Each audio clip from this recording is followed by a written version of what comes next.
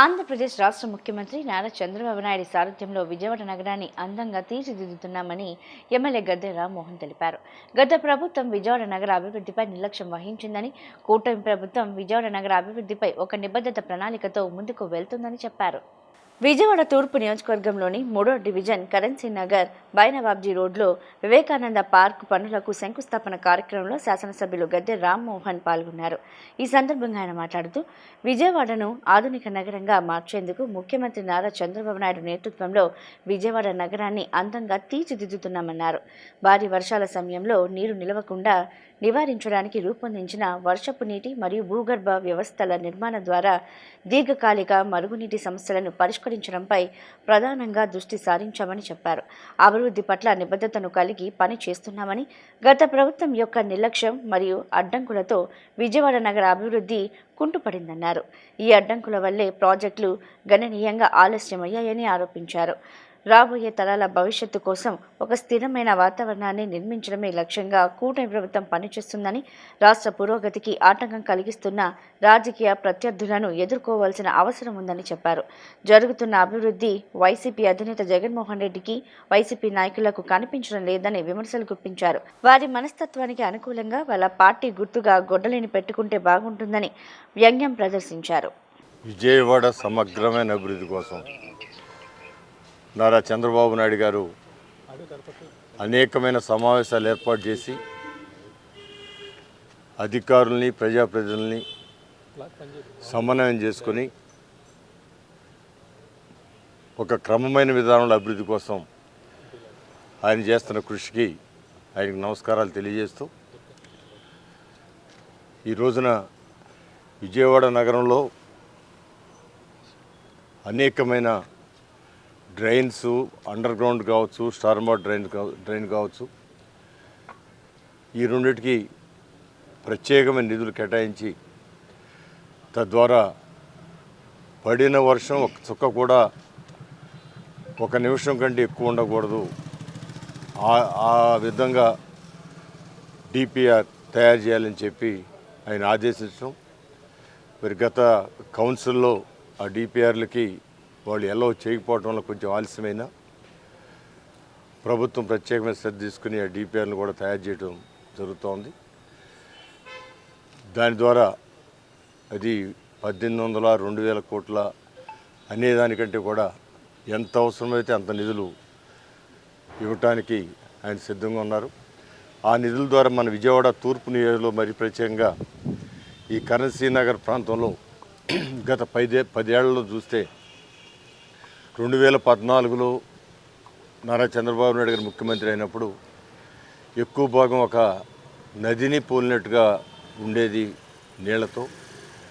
దాని ద్వారా అనేక రకాలైన ఇబ్బందులు, దోమలు ఇవన్నీ కూడా వచ్చేవి. అలాంటిది 5 సంవత్సరాల్లో దీనికి ఇక్కడ అనేకమైన రోడ్ల నిర్మాణం కానివ్వండి, అదేవిధంగా రోడ్ల నిర్మాణం ద్వారా పబ్లిక్ కూడా వచ్చి ఈ అపార్ట్మెంట్ నిర్మాణం కూడా చేయటం వల్ల ఇది ఒక మంచి కాలనీగా ఏర్పడింది. దీనికి ఇప్పుడున్న ప్రధానమైన సమస్య స్టార్మ్ వాటర్ డ్రైన్. ఆ డ్రైన్ కూడా సగం ఎల్ఎన్టీ వాళ్ళు పూర్తి కొంతవరకు చేయటం జరిగింది. ఆ ఎల్ఎన్టీ వాళ్ళని గత ప్రభుత్వం జగన్మోహన్ రెడ్డి గారి ప్రభుత్వంలో వాళ్ళని అనేక రకాలుగా ఇబ్బందులు పెట్టి వాళ్ళు ఈ వర్క్ వదిలిపెట్టి వెళ్ళేటట్టుగా వాళ్ళు బిహేవ్ చేయటం జరిగింది. అందువల్ల మరలా ఇప్పుడు 2024లో మరలా ముఖ్యమంత్రి అయిన తర్వాత మరి వాళ్ళని రిక్వెస్ట్ చేసి మరలా తీసుకొచ్చి ఈ డ్రైన్లన్నీ పూర్తి చేయడానికి, దానికి కావాల్సిన నిధులను సమీకరించడానికి చేసే ప్రయత్నంలో ఖచ్చితంగా సఫలీకృతం అవటే కాకుండా సంవత్సర కాలం ఇవన్నీ కూడా పూర్తవుతాయని ప్రగాఢ నమ్మకంతో మేమున్నాం. ఖచ్చితంగా ఇది ఒక యుద్ధ ప్రాతిపదికన ఇక్కడున్న గుంటతిప్ప డ్రైన్ తప్పకుండా చేయాలని, అటు పుల్లెట్ కట్ట డ్రైన్ అటు ఇంకా కొన్ని చిన్న డ్రైన్లు కూడా ఉన్నాయి. వీటన్నింటినీ పూర్తి చేస్తాం. పూర్తి చేసి ఏదైతే మేము హామీ ఇచ్చామో హామీని తప్పకుండా నెరవేర్చుకుంటామని కూడా తెలియజేస్తూ, ఈ రోజున రాష్ట్రంలో అనేక విధాలుగా నారా చంద్రబాబు నాయుడు గారు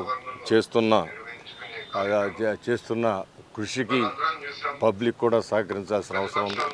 ఇవాళ ప్రతిపక్షం అయితే ఏ విధంగా లోక కళ్యాణం కోసం యాగం చేస్తామంటే యాగాన్ని భగ్నం చేయటానికి జంతువుల్ని బలిచి ఆ రక్తంతో యాగాలను అపవిత్రం చేసిన పురాణాలు మనం చూసాం. అదే విధానంగా వాళ్ళు కొనసాగుతూ ఉంది. చేసే పనిని ఏదో రకంగా అడ్డుకొట్టడానికి, ప్రజల్ని మభ్యపెట్టడానికి రకరకాల మాటలు మాట్లాడుతూ మరి తానే ఒక తులసి మొక్కలాగా భావించుకుంటా ఉన్నారు జగన్మోహన్ రెడ్డి గారు. ఆయన ఎలాంటి వాడు, వాళ్ళ తల్లి గారు, వాళ్ళ చెల్లి గారు, ఇంకా కుటుంబ సభ్యులు అనేక మంది చెబుతూ ఉన్నారు. అంతేకాదు రాజశేఖర రెడ్డి గారికి అత్యంత ముఖ్య అనుచరులు కూడా ఈయన ప్రవర్తన ఎలా ఉండేదో చిన్నప్పటి నుంచి కూడా చెబుతూ ఉన్నారు. ఆయన ఇవాళ తులసి మొక్క కానీ ఆయన నోటితో ఆయన చెప్పుకుంటాను, ఎవరు చెప్పట్లేదు. ఆయన ఏ కేసులు ఇన్వాల్వ్ అయ్యారో ఆ కేసుల్లో సాక్షులందరూ చచ్చిపోవటం ఈ ఆంధ్ర రాష్ట్రంలో అక్కడ మాత్రమే జరుగుతూ ఉంది. మరి ఆ తులసి మొక్క వలన మరి ఏ విధంగా జరుగుతుందో తెలియదు. కానీ సో ఇవాళ మనం మావిగన్ అనే ఒక మెంటల్ మాట, అది మావిగన్ అనగానే అది మెంటల్ మావిగన్ అని చెప్తూ ఉన్నారు ప్రజలు. వైఎస్ఆర్సీపీ అనగానే గొడ్డల పార్టీ అని చెబుతాం. ఆయన నోటి కూడా గొడ్డల పార్టీ అంటున్నారని ఆయన కూడా దాన్ని చాలా ఆనందంగా చెప్పాడు. ఆయన అంటే వాళ్ళ పబ్లిక్లో వైఎస్ఆర్సీపీ పార్టీ అంటే దానికి గొడ్డల గుర్తు సరైనది, అది గొడ్డల పార్టీగా పేరు చెప్తూ ఉన్నారు. అదేవిధంగా మావిగన్ అనగానే ఇది మెంటల్ మావిగన్ అంటే ఇంకా బాగుండేది పేరు అని చెప్తా ఉన్నారు. సో ప్రజల్లో ఇది ప్రజల నుంచి వస్తున్న వ్యాఖ్యలు. ఏదేమైనా కూడా రాష్ట్రాన్ని బాగు చేసుకుంటే పిల్లల భవిష్యత్తు, ఈ రాష్ట్రంలో పుట్టినవారు వాళ్ళ భవిష్యత్తు బంగారు బాట అవుతుంది. మనందరికీ కావాల్సిన ఏ ఒక తల్లి అయినా తండ్రి అయినా ఎవరైనా కూడా పిల్లల భవిష్యత్తు కోసమే వాళ్ళు శ్రమ పడతారు. ఇవాళ పిల్లల్ని వాళ్ళకు ఉన్నా లేకపోయినా పిల్లల చదువుల కోసం అప్పులు చేసి మరి చదివిస్తున్నారంటే ఆ పిల్లల భవిష్యత్తు బాగుండాలి. అదేవిధంగా రాష్ట్రం పాలించే వాళ్ళు కానీ, రాష్ట్రంలో పాలించాలనుకునేవాళ్ళు కానీ అదే కాన్సెప్ట్ వెళ్ళాలి. పిల్లల భవిష్యత్తు కోసం రాష్ట్రాన్ని అభివృద్ధిపరచుకోవాలి. కానీ తన రాజకీయం కోసం అభివృద్ధిని కుంటుపరుద్దామని, అభివృద్ధిని అడ్డుకుందామని చేసే ప్రయత్నాల్ని ప్రజలు కూడా తిప్పికొట్టాలని చెప్పి నేను ప్రజలందరినీ మీ ద్వారా కోరుతా ఉన్నాను.